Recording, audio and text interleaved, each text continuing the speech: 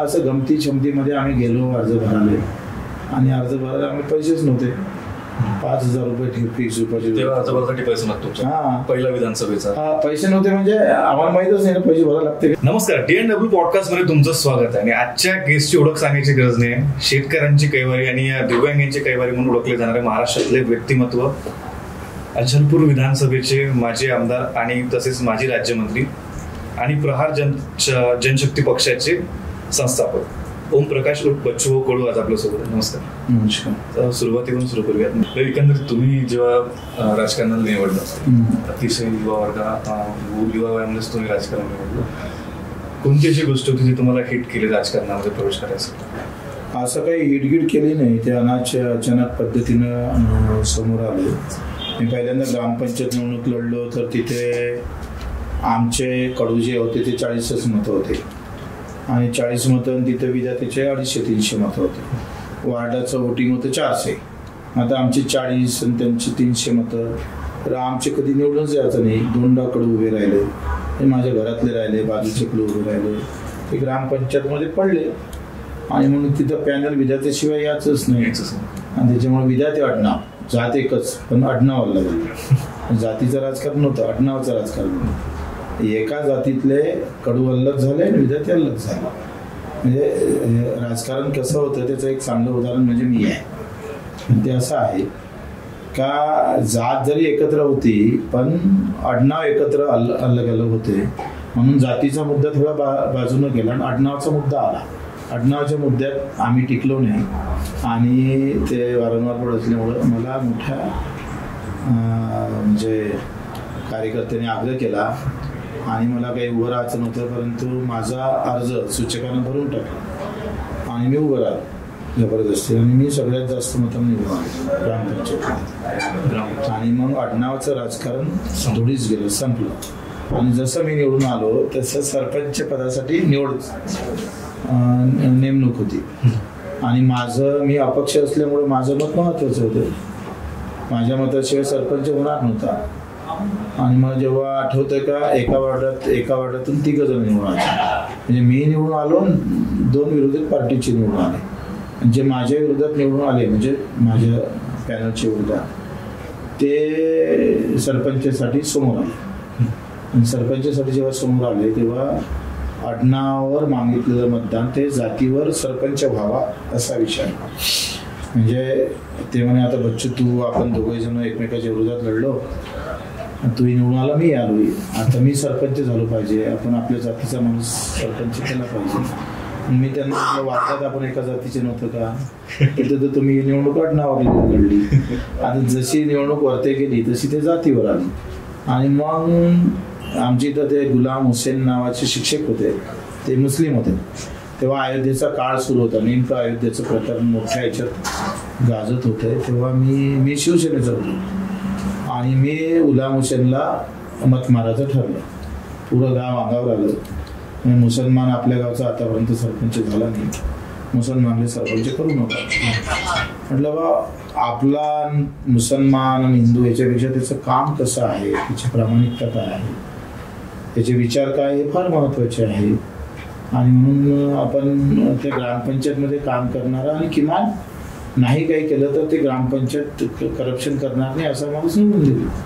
हे पगारी आहे आणि रिटायर मास्तर आहे, तर आपण दिलं पाहिजे. मी तेव्हा आडनावाचं राजकारण जातीवर आलं, धर्मावर आलं आणि सगळ्यांना आग्रह केला की मला आपल्या धर्माचा तरी कर. पण मी मग गुलाम हुसेनला मत मारलं आणि गुलाम हुसेन सरपंच झाला. आणि सगळ्यांना माझ्या घरावर तेव्हा काही लोक भगवा झेंडा होता तो काढून टाक, आता हिरवा लाव, अशा प्रकारचं बरंच काही राजकारण झालं आणि आमचा विरोध झाला. आणि तिथून राजकारण सुरुवात. तिथून तुम्ही एक अग्रेसिव्हली राजकारणामध्ये ऍक्टिव्ह झालात. एक मी प्रश्न विचारला होता की कुठून सुरुवात केली तुम्ही, हिट काय? कारण युवकांचा आता मोठा माझा काही मी स्वतःहून काही राजकारणात माझा काही आवडही नव्हती, पण काम करत राहायचं. आईची वडिलाची शिकवण होती, छत्रपतीचा इतिहास, गाडगेबाबाची सेवा, आणि याच्यावर असं काम केलं पाहिजे आपण. क्रांतिकारी भगतसिंगाचे पुस्तकं वाचणे, तर मग आम्ही काम करता करता त्याची दुसरी पाऊलवाट, समोरची पाऊलवाट राजकारणीच असते. चांगलं काम केलं का लोक सहज म्हणते तू उभा राहा बाबा, म्हणजे असं म्हणतात लोक. आता थोडंसं बदललं, आता कामापेक्षा होल्डिंग, पोस्टर गिस्टर, जात पात लावलं, थोडेसे वाढदिवसाचे पोस्टर जास्त वाढवले का मग लोकांना वाटते आता हा उतरून आला वाटते राजकारण. पण तेव्हाच 20 वर्षाचं राजकारण असं होतं का एखादं चांगलं काम करत राहिलो आपण, मेहनत केलं का सहज लोक म्हणायचे अरे यानं उभं केलं पाहिजे, ह्या राजकारणात आलं पाहिजे, ह्या भावना होत्या तेव्हा. म्हणजे लोकांनीच प्रतिसाद दिला. हा, त्यांनीच. आम्ही तर विधानसभा मला किती गाव आहे हे माहीत नव्हतं. मी कॉलेज इलेक्शन लढलो, मी पडलो कॉलेज इलेक्शनमध्ये, सगळे एकत्र झाले, मला पडलं. नंतर मी पॅनल निवडून आणलं कॉलेजमध्ये, तिथंही शिवसेनेतून काढलं. मग मी ग्रामीण सेना काढली, ग्रामीण सेनेतून मी पॅनल निवडून आणलंय. आणि मग असं लढता लढता आम्ही विधानसभेचे अर्ज भरणं सुरू होते. तर आम्ही असं बसलो होतो, असे आपण आता बसलो, असंच बसलो होतो. तितके आमच्या रेखाताई ठाकरे उभे राहणार होते, त्यामुळे मला पाठिंबा द्या. तर आमचं माझा एक कार्यकर्ता होता, म्हणजे मित्रच होता खराड्याचा, तो आम्ही बसलो होतो 50, 60, 70 जण. म्हणजे तुमचा पाठिंबा लागल. मग ते पाठिंबा मागणारे गेल्यानंतर ते म्हणत होता हे आपल्याला पाठिंबा मागते तर आपणच उभं राहिलं पाहिजे. आणि मग आम्ही ठरवलं चला पाहू आपण कसं काय. तर मग असं गमती छमतीमध्ये आम्ही गेलो अर्ज भराले. आणि अर्ज भरायला आम्ही पैसेच नव्हते, 5,000 रुपये फिक्स पैसे नव्हते. हा, पहिला विधानसभेचा. हा, पैसे नव्हते म्हणजे आम्हाला माहितच नाही ना पैसे भरायला लागते काय. तो आपला धंदाच नव्हता आहे आणि तो काही संबंधच नव्हता. आम्हाला उभंच राहिलो, पंचायत समिती सभापती झालो होतो मी. आणि आम्हाला बस होता हे भरपूर आहे आपल्यासाठी. पण ते अचानक त्यांनी पाठिंबा मागावं आणि आमच्या कार्यकर्त्याला ते झोंबावं. आणि अशा याच्यातून मग आम्ही भरपूर काम केलंच होतं त्या सभापतीच्या काळामध्ये. गावोगावी जाऊन नेत्र शिबिर हे, त्या गावात मुक्काम राहणं, 2-2 दिवस त्या भागात मुक्काम राहून काम करणं. सायकलवर फिरलो 2-3 वर्ष आम्ही. 2-3 वर्ष सायकलनं शाखा ओपन केल्या. आणि सायकलनं फिरून तिथं थांबून तिथले प्रश्न निकाली लावून तिथेच थांबायचं. बऱ्याच वेळा मला घरी मुक्काम कमीच राहायचं, बाहेरच मुक्काम राहायचं. त्यामुळे प्रचंड लोकांमध्ये एक आस्था होती. तेव्हा नेत्र शिबिर 5,000 ऑपरेशन 1 इयरमध्ये, एका वर्षी एवढे शस्त्रक्रिया करून, मंगल कार्यालय बाळगणं, त्यांना व्यवस्था, रोज वर्गणी करायचं, रोज खाऊ घालायचं, हे प्रचंड काम. आणि ते म्हाताऱ्यांच्या तोंडात बच्चू कडूचं नाव होतंच. पाठिंबा मागायला गेला, आमच्याकडे पैसे नव्हते, बातमी केली पेपरवाल्याने, त्यांना विरोधात केली, पण ते आम्हाला पॉझिटिव्ह. त्यांनी असं लिहिलं का असाही एक उमेदवार, फक्त भिकार चोट नाही म्हटलं होतं, असा एक उमेदवार पैसे नसताना अर्ज भरायला गेला आणि वापस आला. ते लोकांना बातमी वाचली आणि मग लोक म्हणाले यार बच्चू कडू उभा राहते. लोक झाले, आम्ही 5-7 हजार लोक जमा झालो. त्यावेळेस 45,000 रुपये वर्गणी झाली अर्ज भरताना. 5,000 रुपये भरले, 35,000 रुपये खिशात होते. कोणत्या वर्षाची गोष्ट आहे? पहिली निवडणूक होती. ते पहिली निवडणूक कधी होती? 1997ला मी सभापती झालो. 99 मधलाच 99 विधानसभेची. ती अपक्षच पक्षाकडून लढलोच नाही, लढणारही नाही आयुष्यात कधीच नाही. नेमकं मग फॉर्म भरल्यानंतर कसं वातावरण निर्माण झालं होतं? फॉर्मच्या दिवशी तुम्हाला इतकी वर्गणी आहे, मग उभं राहिलं. इतके पहिलीच रॅली आमची मोठी होती, मग लोकांची तेव्हा मोठ पब्लिसिटी होती. तेव्हा काही एवढं व्हॉट्सअप मोबाईल नव्हता. प्रत्येकानं बोलून दाखवून आम्ही एक लहानसं पुस्तक छापलं होतं, किती पेशंट मुंबईला नेले काय. ते पुस्तक वाचूनच मला एवढे मतं भेटले. आता तर आम्ही एवढं पुस्तक छापलं तरी मतं नाही भेटली. तेव्हा एवढ्याशा पुस्तकाचा असर होता. लोक एवढे प्रामाणिक होते कामाशी. आता काम, प्रामाणिकता आणि तुमचे कष्ट हे दुय्यम स्थान राजकारणामध्ये. तेव्हा आम्ही उभं राहिलो. काहीतरी मी 11,000 मतांना पडलो. तेव्हा 1100 मतांना पडलो. तेव्हा पहिली निवडणूक. हां, तेव्हा अडचण ही आली होती का लोकसभेची विधानसभेची निवडणूक एकत्र होती. आणि लोकसभेवाल्याने विमान भेटलं होतं, मला विमान चिन्ह होतं. तर माझ्या मतदारसंघातले 7,000 मतं त्या लोकसभेवाल्याला गेले आणि मी 1100 मतांना पडलो. त्याला पुऱ्या जिल्ह्यामध्ये लोकसभेच्या फक्त 1100 मतं आणि मला इथं 7,000 मिळतात. तर हा अपघात झाला तो, आणि त्या अपघातात आम्ही पडलो. तो अपघात म्हणायचा की तेव्हा एखादं षडयंत्र? नाही, असं काही षडयंत्र केलं तेव्हा एवढे लोक हुशार नव्हते राजकारणात. राहिला थोय त्यानं विमान घेतलं, मला विमान भेटलं, आम्हाला काही लक्षात नाही आलं. आम्हाला मत भेटल्यावर हे विमान आपलं घात करणं हे आमच्या तर लक्षात यायला पाहिजे का नाही, आमच्या लक्षात नाही आलं. तेव्हा तुम्ही शिवसेनेमध्ये होता, सुरुवातीचं जे राजकारण झालं ते शिवसेनेमध्येच झालं. शिवसेना सोडण्याचं काय काम?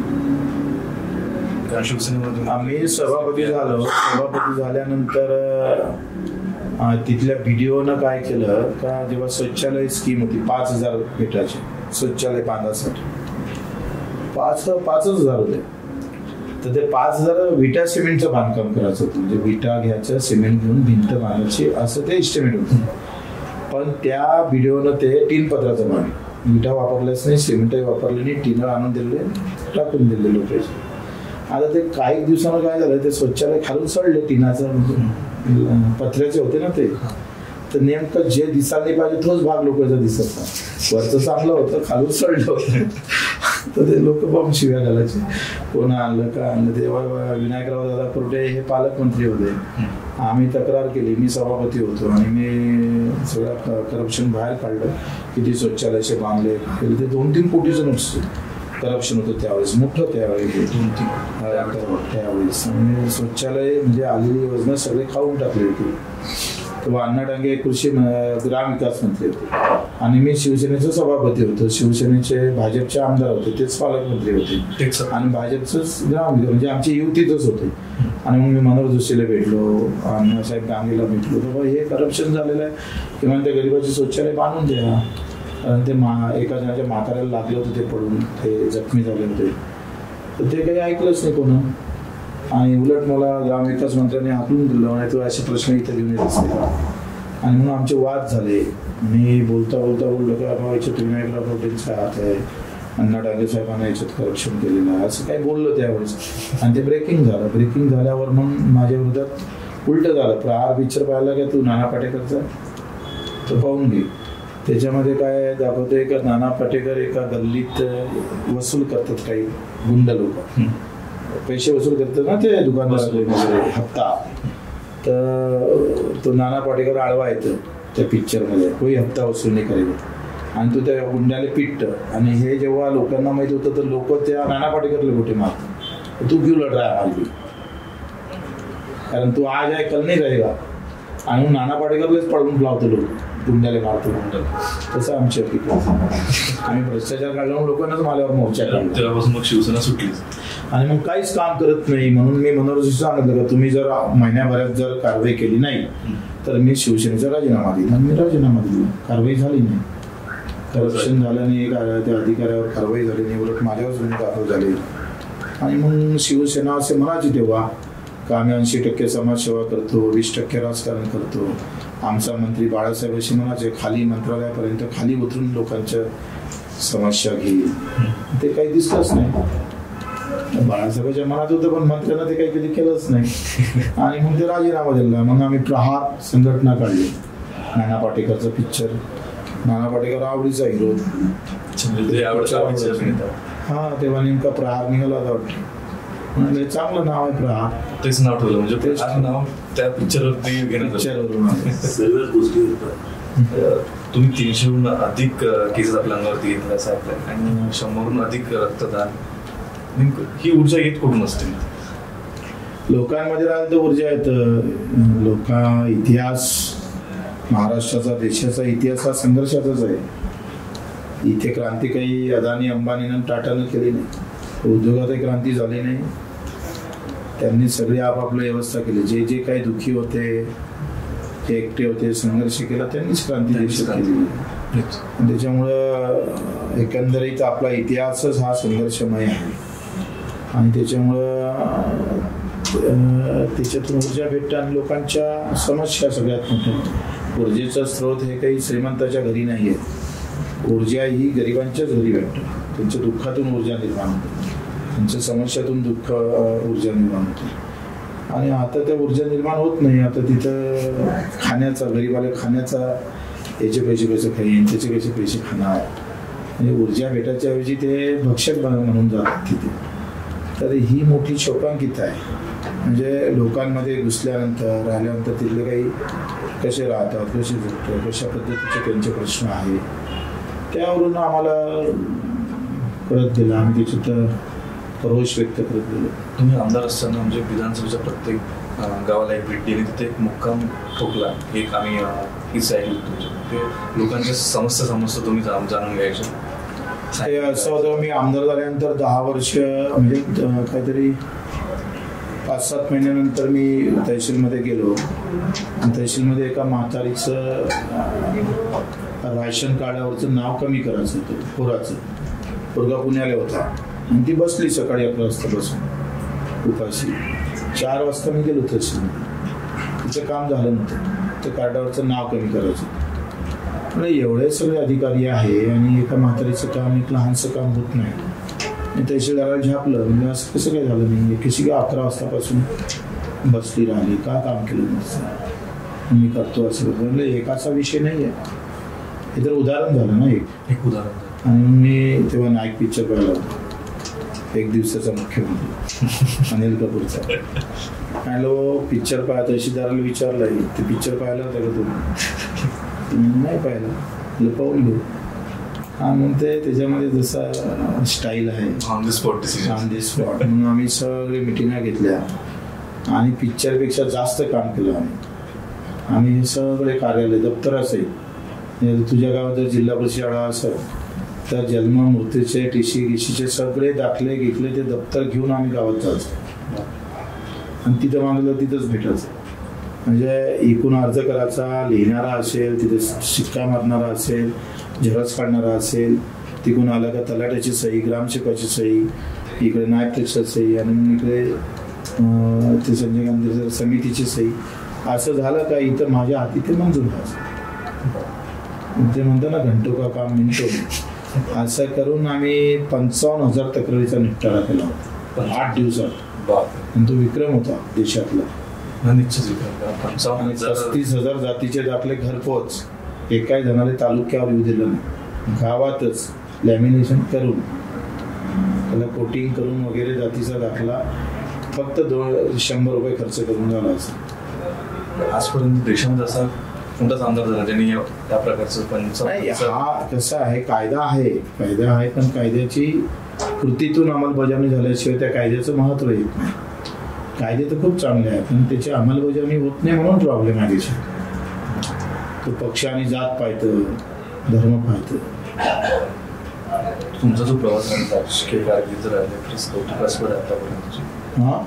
राजकीय कारकीर्द खरंच कौतुकास्पद आहे तुमचा जो प्रवास राहिला. म्हणजे अतिशय साधारणच्या कुटुंबातून एवढी मोठी प्रगती मंत्रिपदापर्यंत पोहोचणं शक्य नाही. आज रोजी आपण जर काही विचार केला, सर्वसाधारण जर काय मुलगा असेल त्याला खूप मोठा संघर्ष करावा लागेल. तुमच्या संघर्षातल्या जर काही अडचणी सांगायचं, काय अडचणी गेल्या तुला? आता काही संघर्ष वगैरे नाही आहे. तेव्हा तरी संघर्ष होता 10-20 वर्ष. आता कुठं संघर्ष आहे? आता पक्षाची तिकीट घ्या, जास्त जातीचे लोक असेल तर त्यांना निवडून द्या, तर खूप कमी झालं. आता संघर्ष हा विषय राजकारणातला संपला आहे. आता नोटा ठेवायच्या अशा आणि एकूण जात सेवाची, बाजूला झेंडा ठेवायचा. म्हणजे 3 गोष्टी घेऊन फिराच फटाफट. तुम्ही नाही झालं तर EVM मशीन आपल्या हातची ठेवायची, झाला आमदार. फार सोपं झालं. संघर्ष राहिला कुठं राजकारण नाही. गरीब कुटुंबांना एखादा व्यक्ती, एखादा मुलगा इच्छा असेल आमदार बनायची, त्याच्यात मीडिया सगळेच दोषी आहे. पहिले आम्ही उभं राहायचं तेव्हा, आम्ही जेव्हा कामं केले तेव्हा मीडियानं, प्रिंट मीडियानं खूप चांगलं छापलं. पेज अर्धे पेज छापून यायचे आमचे. बच्चूपूरचं एक काम किती मोलाचं आहे, किती महत्त्वाचं आहे, किती करप्शन बच्चूपूरच्या एका कामानं थांबलं आहे. तर आता तो प्रिंट मीडिया किंवा तो सोशल मीडिया किंवा TV मीडिया जो आहे तो काही असं राहिलं नाही ना. आता काही अग्रलेख येत नाही, आले तर अग्रलेखला वाचा वाटत नाही, त्याला सगळं गंध लागलेला असतो. त्याच्यामुळं सोशल मीडियापासून तर जनता आणि एकंदरीत सगळी अवस्था ही फार म्हणजे दुसऱ्या टोकावर जाऊन पोचली. जो काळ पहिल्या निवडणुकीचा माझा होता त्या काळापासून आपण खूप दूर गेलो आणि आता तर फारच कठीण आहे. आता म्हणजे मी हिंमत केली, बरेचदा 5-4 निवडणुका जिंकलो. त्यातला एकदा मोदीची लाट होती, तेव्हा सगळे कार्यकर्ते म्हणे भाजपचा पाठिंबा घेऊनच लढा, तरच आपण निवडून येऊ. म्हणलं नाही, पडलो तरी चालत नाही, घेऊ पाठिंबा. नाही घेतला, आलो निवडून. आम्ही काही निवडणुकीत आम्ही कोणाशी तडजोड केली नाही आणि पक्षाचा पाठिंबा घेऊन आपण निवडून यावं असं कधी वाटलं नाही. कारण विधानसभेमध्ये आम्ही जे काही बोलतो किंवा आम्ही जे आज काम करतो, आंदोलन करतो, याचं एक मुख्य कारण म्हणजे, पहिलं कारण असं असू शकते की आम्ही कुठल्या पक्षाचे गुलाम नाही किंवा कुठल्या पक्षाचे आमच्यावर उपकार नाही. आणि त्याच्यामुळं मी विधानसभेत बोलू शकतो, आंदोलन करू शकतो. मला जर एखाद्या मोठ्या पक्षाची तिकीट घ्यायची वेळ पडली तर मला सभागृहात बोलता येणार नाही, मला पक्षाचंच बोलावं लागेल. मला मतदाराचं थोडं बोलता येईल, कारण मतदार हा मत मारतं आणि पक्ष हे तिकीट देतं. आता यामध्ये पहिलं स्थान पक्षाचं आहे आणि सेकंड स्थानी हा मतदार आलेला आहे. कारण सध्या काय स्थिती आहे का पक्षाची तिकीट घ्या मग जमते तुमचं. मग बाबासाहेब आंबेडकरांनी सुरुवातीचा जो घटना होती त्याच्यामध्ये सरळ व्याख्या होती की लोकांनी लोकांसाठी निवडून दिलेला लोकप्रतिनिधी. आता ती व्याख्या बदलली. पक्षांनी पक्षाच्या कार्यकर्त्यांनी पक्षाच्यासाठी, पक्षाच्या मजबूतीसाठी निवडून दिलेला पक्षाचा प्रतिनिधी म्हणजे तो आमदार खासदार झाला. ही व्याख्या बदलूनच गेली. आता ते जनतेचा आमदार खासदाराचा संबंध राहिला नाही, कारण तो पक्षाचा राहिला. पक्षाची तिकीट भेटली म्हणजे तो निवडून येतेच, ही गॅरंटी आहे. त्याला मतदार कुठल्याही विचाराचा असू दे, त्याचे किती काय हाल होते, त्याच्यामुळे मतदाराचं स्थान पहिले प्रथम स्थानी होतं, ते आता दुय्यम स्थानी आलं. प्रथम स्थानी पक्ष, हा तसं तर तिसऱ्याच होत्या. म्हणजे पहिले पक्ष, मग धर्म, मग जात आणि मग पैसा, मग तो नॉर्मल मतदार. हा असं त्याचा उतार व्याख्या झाली. जे चाललं आहे राजकारण, काय वाटतं पुढे जाऊन काय राहणार? आता मी काही भविष्य करत नाही आणि मला काही त्याचा अनुभव नाही आहे, पण एकंदरीत कुठल्याही गोष्टीचा स्फोट होतो, म्हणजे अतिरेक होतो. आणि तो आता अतिरेकेला काही काळ थोडा शिल्लक आहे. तो अतिरेक झाला का पुन्हा खाली येईल. ते म्हणतं ना, फुगा काही वरती दूर गेला का फुटत. तसं राजकारणातली ही जी काही व्यवस्था आली आहे, काही काळ चालेल आणि ते फुटत आणि पुन्हा मग लोक, जसं आता लोक असं म्हणतात रासायनिक नका खाऊ, नॅचरल खा, म्हणजे सगळं पॉयझनच पेतो बाबा. तर ते आता कळायला लागलं, पण आता वेळ निघून गेली. प्रत्येक व्यक्तीचा काही कॅज्युअल प्रश्न विचारतो. प्रत्येक व्यक्तीचे स्वप्न असतात. निश्चित तुमचं पण एखादं स्वप्न असेल बालपणात, आता पण एखादं स्वप्न असेल. स्वप्न सांगायचं मला असं असं करायचं. मला असं वाटतं का एकंदरीत कष्टकऱ्यांच्या बाजूचा विषय आमच्याकडून मजबूतीनं मांडला गेला. त्याच्यासाठी आम्हाला बळ प्राप्त झालं पाहिजे. आणि जेव्हा आम्ही उभं राहिलो तेव्हा सरकार हल्लं पाहिजे. आणि सरकारमध्ये असो नसो ही काही फार मोठी गोष्ट नाही आहे, पण सरकारमध्ये नसताना सुद्धा आम्ही ज्या कष्टकऱ्यांचे प्रश्न घेतो त्यासाठी सरकार हलवण्याची ताकद आमच्या झाली पाहिजे. एवढं स्वप्न आहे. एवढं स्वप्न. हां, तो जो काही जातीभेद आणि धर्मभेद निर्माण केला आहे तो आम्हाला अर्थभेदात रूपांतर करायचं आहे. अर्थात जाती आणि धर्मभेद आहेच नाही. या बाबासाहेब आंबेडकरचं काम चांगलं आहे, पण त्याचे भक्त बेकार झाले. छत्रपती शिवाजी महाराजांचं काम चांगलं आहे, पण त्यांचे भक्त बैकले. म्हणजे या भक्तांनी त्यांचं वाटोळं करून टाकलं सगळं. त्यांचा झेंडा घेऊन, त्याचा फायदा घेऊन, त्यांच्या नावाचा फायदा घेऊन मोठं होणारे जी स्पर्धा लागली ती या महापुरुषांना खतम करतात. आणि म्हणून या देशामध्ये जात आणि धर्मभेद नाही, खरा अर्थभेद आहे. आणि तो अर्थभेद कसा आहे तर तुम्ही एक उदाहरण सांगतो लहानसं. या 7 वर्षामध्ये डिझेलचे भाव आणि पेट्रोलचे भाव 15-15 रुपयानं पर लिटर मागे वाढले का? वाढाचं काही कारण असतं. एकतर कच्चं तेल महाग झालं तर वाढतं, किंवा वाहतूक खर्च वाढला म्हणजे वाढतं. पण या 5-7 वर्षामध्ये ना कच्च्या तेलाचे भाव वाढले ना वाहतूक खर्च वाढला. तरी मग डिझेलचे पेट्रोलचे भाव का वाढले? तर त्याच्या मागचं लॉजिक असं आहे का याच्यात पार्टनरशिप आली. आणि या कंपन्या फक्त 7च आहे देशामध्ये. 7च कंपन्या पेट्रोल आणि डिझेल पुरवतात. आणि 15 रुपये भाव वाढवून डिझेल पेट्रोलचे 7 वर्षात म्हणजे 5 वर्ष 7 लाख कोटी कमाई. एका कंपनीचा 5-7 वर्षाचा नफा 1 लाख कोटी आहे. म्हणजे भाव कोणासाठी वाढवले हे तुमच्या लक्षात आलं असेल.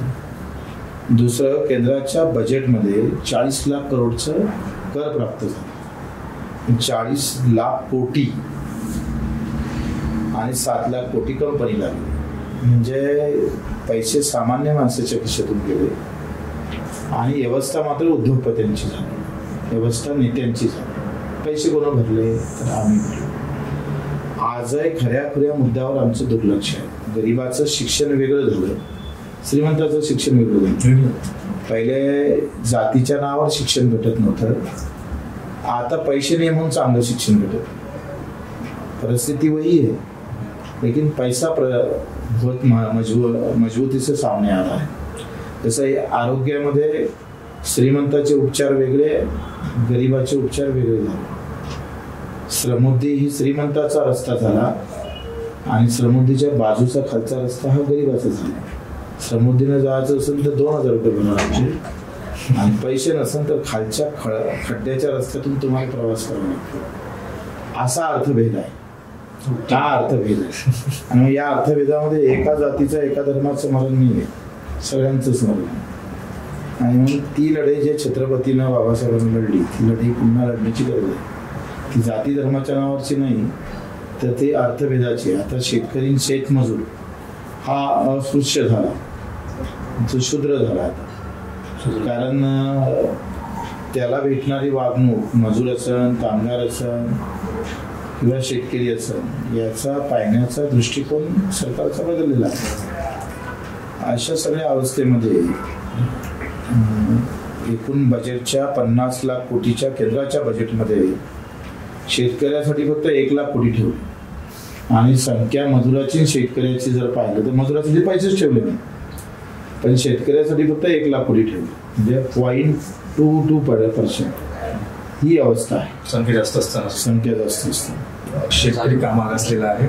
जसं फॉरेनमध्ये जे शेतकरी आहेत त्यांच्याकडे आपण बघतो डेव्हलप्ड आहे, इक्विपमेंट खूप चांगले आहे त्यांच्याकडे, वेगळा आहे तो शेतकरी. आणि आपला शेतकरी म्हटलं तर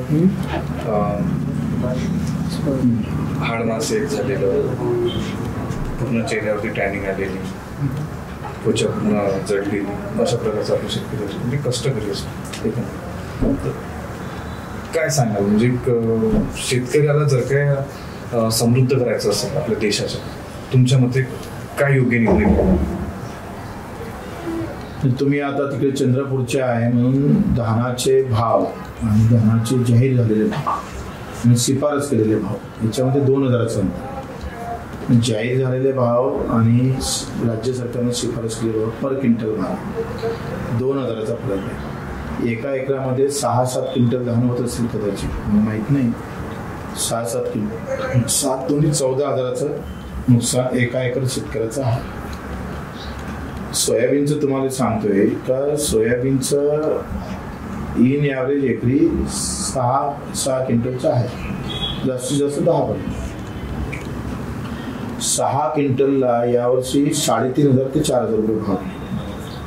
राज्य सरकारनं शिफारस केली 7,000 रुपये भावाची आणि केंद्रानं हमीभाव जाहीर केले 5,000, म्हणजे 2,000 रुपये कमी, 15% म्हणजे सोयाबीन उत्पादक किंवा सगळ्या शेतकऱ्यांना 15% तरी नफा भेटला पाहिजे असं म्हणणं आहे. आणि मग असं म्हटल्यानंतर 15% नफा भेटला पाहिजे तर 7,000 भाव भेटलो पाहिजे.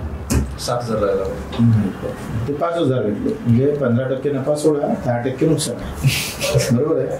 आणि मार्केटमध्ये भाव 4,000 भेटले, तिथे 1,000 प्रायव्हेट 4,000. एका एकरात 6 क्विंटल म्हणजे 24,000 रुपये. एका एकरात 24,000 भेटले. 1 एकराचं उत्पादन काळासाठी मला उन्हाळ्यापासून कामाला लागतं, म्हैस आपलं काय म्हणते शेती मशागत करायला लागतं. 8 महिने सप्टेंबरपर्यंत आम्हाला काम करावं लागतं. एका माणसाची मजुरी जरी पकडली एका एकरावर तरी 80,000 होते आणि पैसे भेटले शेतकऱ्याला एकराला 24,000. कसं जगणार आहे? तुम्ही जर कलेक्टर आहे, तुम्ही सचिव आहे किंवा मी आमदार असेल, तर माझं किमान वेतन ठरताना पहिले एखादं किमान वेतन जर ठरवायचं असलं आणि त्याच्यावरून मग पगार ठरवतो आपण. तर किमान वेतन ठरवताना त्याला किती गरज आहे जगण्यासाठी, त्याला जगण्याला काय काय पाहिजे. मग त्याला जगण्याला अंडे पाहिजे, त्याला दूध प्यावं लागतं, त्याला प्रोटीन खावं लागतं, त्याला भाजीपाला पाहिजे, त्याला कडधान्य पाहिजे, त्याला कापड पाहिजे, त्याला आंघोळीसाठी साबण पाहिजे. असे सगळं पकडून महिन्याचं 18,000 किमान वेतन भेटलं पाहिजे असं मी नाही म्हणत. किमान वेतन आहे म्हणा, बरोबर आहे. म्हणजे तुम्ही जर कर्मचारी असाल, अधिकारी असाल, तुम्ही जर आमदार असाल, तुम्ही कलेक्टर असाल, तर तुमचं किमान वेतन काढतं, कारण तुम्हाला ते जगण्यासाठी पाहिजे आहे, जगण्यासाठी. आणि म्हणून त्याला त्यानुसार त्याचं वेतन ठरवलं जातं. त्याला निवृत्ती वेतन दिलं जातं किंवा त्याला भविष्य मेडिकल दिलं जातं, अनेक फायदे दिले जातात, कारण त्याला जगता यावं. माझा असा प्रश्न आहे का शेतकरी आणि मजूर आणि कामगार कष्ट करणाऱ्याला हे पाहिजे नाही का? त्याला जगण्याला पण हेच लागत असेल. जे आमदाराला लागतं, जे कर्मचाऱ्याला लागतं, तेच सामान्य माणसाला लागतं. मग याला किमान वेतन ठरवताना किंवा याचं वेतन ठरवताना जे निकष लावता ते शेतकरी शेतमजुराच्या भावाच्या संदर्भात का नाही लावत? म्हणजे तिथं नियम वेगळे आहे, इथं वेगळे आहे. तर एकंदरीत दादाचा पगार, अजितदादाचा किंवा देवेंद्र फडणवीसचा किंवा तुमचे सुधीर मुनगंटीवार याचा हे जेव्हा निवडून आले तेव्हा त्यांचा पगार होता 35,000. आता सुधीर मुनगंटीवारचा पगार झाला 3.5 लाख, म्हणजे PA गिए सगळं धरून जास्त असेल, 5 लाखावर जाते. तर तुम्ही 9.5% वाढले आणि अपंगाचा पगार 600 फक्त 1,500 झाला. शेतीमालाचे भाव 3,000वरून 3,500-4,000 झाले, म्हणजे हजाराने वाढलेले दिसत नाही, तुम्ही लाखानं वाढले. तर ही व्यवस्था आहे, हा अर्थभेद आहे. याला अगदी जगामध्ये अमेरिकेनं कायदा केला का बजेटच्या 60% रक्कम हे शेतकरी शेतमजुरासाठी खर्च केला पाहिजे, 60% असा कायदा केला. आणि आम्ही कायदाच केला नाही. आम्ही कृषी मूल्य आयोग आणला, केंद्रीय कृषी मूल्य आयोग आहे. आणि तेव्हा स्वामीनाथननं काय म्हटलं होतं का उत्पादन नाही उत्पन्न बढ़ना चाहिए. म्हणजे पहिले 1 क्विंटल कापूस होत होता, आता 100 क्विंटल झाला. आणि पैसे एका क्विंटलचे भेटत नसतात, तर उत्पादन वाढून फायदा होत नाही. पैसे किती खिशात येतं माल विकल्यावर ते फार महत्वाचं आहे, आणि तेच पैसे शेतकऱ्याला मिळत नाही. आणि त्याच्यामुळं काय होत होतं, कर्जबाजारी झाला, त्याच्या मुलाचं शिक्षण झालं नाही, त्याच्या आरोग्याचे प्रॉब्लेम निर्माण झाले, घर नाही.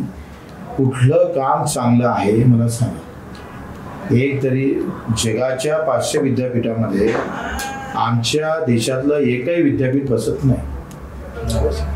म्हणजे आम्ही शिक्षणामध्ये चांगलं नाही, आम्ही आरोग्याच्या याच्यामध्ये चांगलं नाही. आजही शरद पवार साहेबासहित किंवा असे मोठे राजकारणी लोक युरोपमध्ये जाऊन उपचार करतात, भारतात करत नाही. म्हणजे या सगळ्या व्यवस्थेच्या विरोधात कोणी बोलत नाही, आणि ती गरज राहिली नाही. कारण मस्जिद समोर नाचायचं किंवा मस्जिदवाल्यांनी मंदिरासमोर नाचायचं किंवा पुतळ्यासमोर जाऊन नारे द्यायचे. आम्ही सगळे युवक लोक याच्यातच भरवून ठेवले, आणि त्याच्यामुळे त्याची सगळी युवकांची ताकद इथे आणून ठेवली आणि व्यवस्थित सामान्य माणसाचं पतन करणं सुरू नाही. एकंदरीत ही अवस्था तुमच्या बोलला. एक थोडा अटके राहिला प्रश्न, जर काही आपण मुख्यमंत्री झाला तर जे पहिले 5 निर्णय तुम्ही घ्याल ते स्पष्ट होते. बजेटचा भाग जो आहे, आकार आहे, आता गोल जो आहे ना बजेटचा भाग, जो काही विशिष्ट लोकांसाठी आहे, तो आकार आम्ही सामान्य लोकांसाठी निर्माण करतो. शिक्षणामधली समानता, आरोग्यामधली समानता, ते कसं काय शक्य होणार? शिक्षणातली समानता, आज प्रायव्हेट स्कूल्स कॉलेजेस आहेत, तिथे श्रीमंतांची मुलं जातात, श्रीमंतांची मुलं जाईल तिथं गरीबाची मुलं पाठवून, तिथं काय ते काही वेळ लागत नाही. चाबूक हाती आला म्हणजे घोड्याला कसं हाकलं तर समजतं. चाबूक पाहिजे ना. तर हे 2 निर्णय झाले. आणखी 3 शेतकऱ्याचा विषय आहे, दिव्यांगांचा विषय आहे, आणि कष्टावर आधारित योजना असली पाहिजे, अडचणीवर आधारित कार्यक्रम असले पाहिजे. आता जातीवर धर्मावर आधारित कार्यक्रम जरी असले तरी त्या जातीतल्या कष्ट करणाऱ्यासाठी काय, तर यावर मोठा बदल करण्याची जे व्यावसायिक आहेत त्यांच्यासाठी काय मला वाटते लहान लहान उद्योग त्याच्यावर काही बॅन आणला पाहिजे. जसं आता मिरची पावडर आहे, हळदी पावडर आहे, किंवा लहान लहान गोष्टी आहे, ह्या लहान लोकांसाठी उद्योगासाठी ठेवल्या पाहिजे. म्हणजे रामदेव बाबा जर मिरची पावडर तयार करून विकत असेल तर गावातल्या बचत गटानं काय करावं? त्यासाठी वेगळी पॉलिसी असणं फार गरजेचं आहे. छोट्या उद्योगाला संरक्षण देण्याची गरज आहे. जे काही रस्त्यावर फुटपाथ करून रस्त्यावर येऊन विकायची त्याला गरज पडते, त्याला चांगली जागा आणि चांगलं संरक्षण कसं देता येईल, नाही त्याला कमसे कम नोकरी तर उद्योग तरी देता आला पाहिजे. त्यासाठी मोठा कार्यक्रमाचं आयोजन करणं गरजेचं आहे. तर शेवटचा प्रश्न झाला, काय संदेश देऊ इच्छिता? आज रोजी घडत असलेला हा जो प्रकार आहे, निवडणुका, तुमचा सुद्धा पराभवाचं कारण काय होतं आणि काय संदेश देऊ इच्छिता? पराभव मला तर बरंच झालं मी पराभूत झालो. म्हणजे आता फार आनंद वाटून आला त्या गोष्टीचा. तेव्हा त्या दिवशी मला वाईट वाटलं, पण आता मला मजा वाटते. बरं झालं पडलो, आणि पडल्यामुळं आता मी माझ्या स्वतःवर लक्ष देणं होऊन राहिलं, माझा काही अभ्यास होऊन राहिला आहे, आणि काही नवीन संकल्पना आमच्या डोळ्यासमोर येत आहे. त्याच्यानं पडण्याचा काही फार मोठा विषय नाही आहे. पण जनसामान्य जो काही वर्ग आहे, किंवा जे कोणी कुठल्याही जाती धर्माचे असू दे, त्यांनी पहिले कष्टाकडे, कष्ट करणाऱ्यांच्या लुटीकडे लक्ष देणं फार गरजेचं आहे. प्रत्येकाने आपापला धर्म, आपापली जात आपल्या घरात, जात असेल तर घरात ठेव, धर्म असेल तर मंदिराचा पुरता उपयोग कर. पण रस्त्यावर येताना मी या देशाचा भारतीय आहोत. मी माझं कर्तव्य या मातीशी जुळलेलं आहे. धर्म जातीच्या सोबतच राष्ट्रभक्ती फार महत्त्वाची आहे. आम्ही सगळे झेंडे बाजूला ठेवून तिरंगाला घट्ट पकडता आलं पाहिजे. इथल्या गोरगरीब कष्ट करणाऱ्यांना न्याय कसा भेटता येईल, आमच्या आमदारांना, खासदारांना कुठल्या प्रश्नासाठी आपण बोललं पाहिजे, कशा पद्धतीने हे राष्ट्र चाललं पाहिजे, त्याच्यावर अंकुश निर्माण करता आलं पाहिजे. नाही आंदोलन करता येत असेल तुम्हाला तर भिंतीवर लिहून ठेवलं पाहिजे शेतकऱ्याच्या पोरानं, का आमच्या शेतीमालाला भाव नाही म्हणून तुम्हाला मतदान नाही. आम्ही पक्षाचे निष्ठावान किंवा धर्माचे गर्व करण्यासोबतच आम्ही आमच्या कामावरही सुद्धा गर्व, अभिमान बाळगला पाहिजे. आज आम्ही पाहतो का नेता बाप मेला तरी चालते, पण नेता जिवंत राहायला पाहिजे. ह्या जी काही युवकांमध्ये आलेली ही जी काही कल्पना आहे हे मोडीत काढणं फार महत्त्वाचे. आणि म्हणून मी आणि माझ्या पुरतं एवढं जे मर्यादित जी काही डोक्यात आहे भावना, त्यांना ठेवता आम्ही जसं गोव्याला जातो तसं भगतसिंगाच्या गावले जाऊन यावं, आंबेडकरांच्या गावले जाऊन यावं, शिवाजी महाराजांच्या किल्ल्यावर जाऊन यावं, जेणेकरून तिथं काही ऊर्जा तुम्हाला भेटेल. नाही तर मग उठले सुटले गोवा इथेशिवाय दुसरं काहीच नाही. आता तुम्ही जर पाहिलं तर पहिले पैसा कमी आहे, पण लग्नाचा कार्यक्रम 3 टप्प्यानं जास्त वाढला. त्याचा खर्च, निवड फोटोग्राफरचा खर्च मी एक सामान्य कुटुंबातला पकडला तर 3 लाख रुपये. हा जो म्हणजे कारण नसताना होणारा खर्च आहे, याला थांबून आपण कसं आपलं जीवन मजबूत करतं. कारण तुम्ही मजबूत झाल्याशिवाय देश मजबूत होणार नाही. आणि तुम्ही वायफळ जर खर्च करत बसले तर त्याचे परिणाम मात्र देशालाही भोगावं लागेल आणि तुमच्या व्यक्तिगत जीवनात सुद्धा भोगावं लागेल. म्हणून राष्ट्र प्रथम, त्याच्याशिवाय काही नाही. मी राष्ट्राचा आणि राष्ट्र माझं असं समजून समोर जावं. धन्यवाद सर मुलाखतीसाठी. तर आज आपण एक्सक्लुझिव्ह मुलाखत घेतलेली आहे अचलपूरचे माजी आमदार बच्चू कडू यांची, आणि यांची जी विचार आचार आहे तसंच त्यांचा जो संघर्ष राहिला. काय वाटतं तुम्हाला कमेंट म्हणून नक्की सांगा, आणि पुढची मुलाखत कुणाची हवी ते सुद्धा नक्की कळवा मला. बघत राहा दीपक न्यूजवाला.